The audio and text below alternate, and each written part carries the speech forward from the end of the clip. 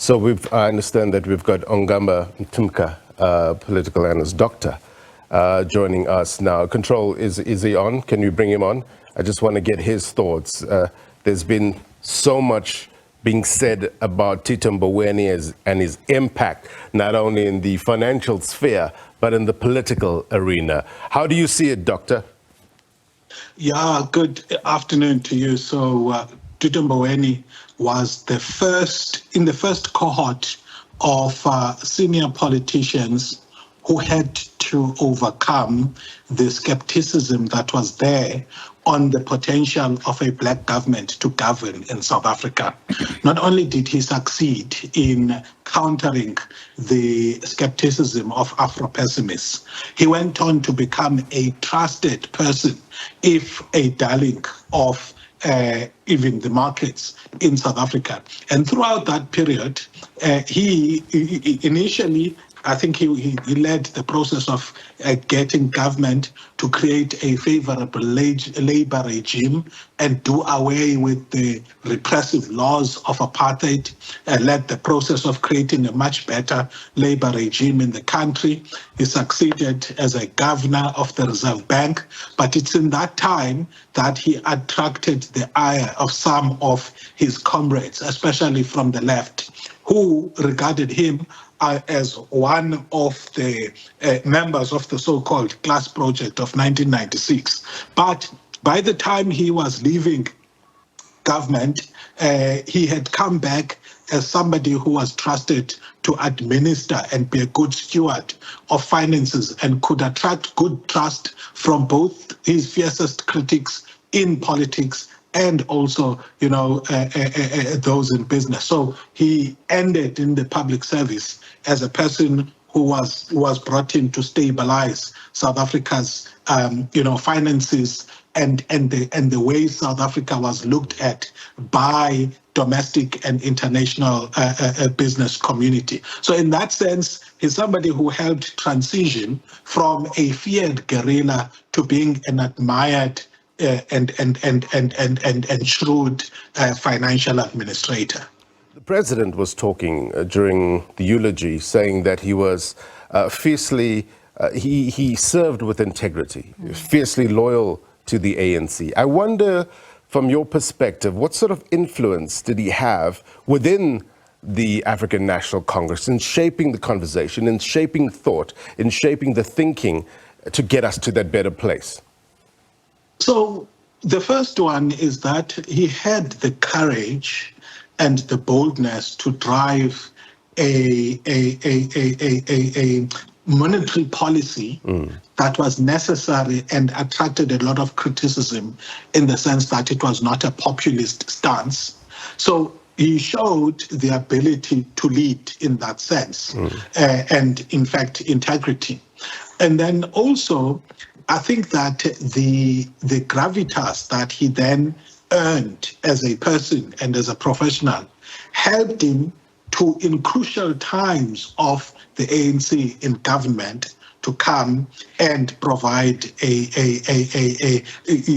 stability that I'm talking about and lend his gravitas. When reference was made to the fact that President Cyril Ramaphosa was going out to recruit him as finance minister, it quelled some fears about the extent to which his administration was going to be committed to proper financial administration or fiscal administration. So in that sense, he was able to leverage the networks in the ANC to gain gravitas so that he could lend that back to the party at the time that it needed it the most.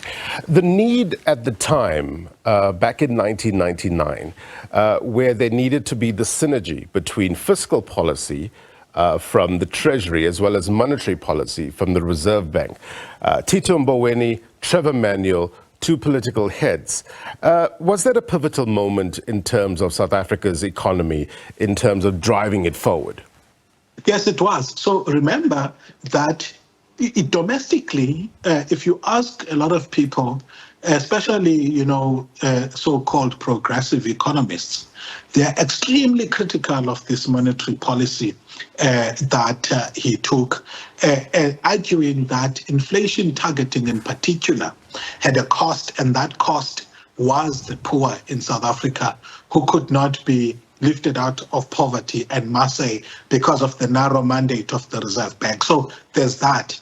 However, if we interpreted his time only through the prism of domestic politics, we would be missing something about how the international political economy in which countries in the global south are existing and operate, characterized by capital flight, manipulation of currencies, among other things, kind of conditioned a particular behavior from central bankers in the global south. So I think that, notwithstanding the criticism that has been leveled against him, given the context, the global context in which countries in the global south were managing their transitions in the aftermath of the fall of the Berlin Wall, they have, I think Tito, among others, did an exceptional job of making sure that South Africa has enough space from a sovereign policy-making point of view, is a perspective, while also making sure that we have a protected currency. We undermine in South Africa the work that gets to be done in ensuring that our currency remains strong, because we have not been in a country where everything is expensive. Dr. Ongama Mtimka, thank you so much indeed for your perspective on the moment. Value added, no doubt. I think that's almost a wrap from us, but let's just get final thoughts. Mzwai? Well, I think we have seen someone who really epitomized what it is to be a public servant, what it is to be connected to your roots, what it is to really connect with the global community, and what it is that is needed in order to get us as the country in terms of moving forward. And looking at the simplicity in how he looked at life and how he wanted certain things done, we could learn a lot from there. And I hope, as South Africans, as those who are charged with the responsibility of managing the country in various capacities and aspects, they will take a leaf out of him. So we've got 10 seconds.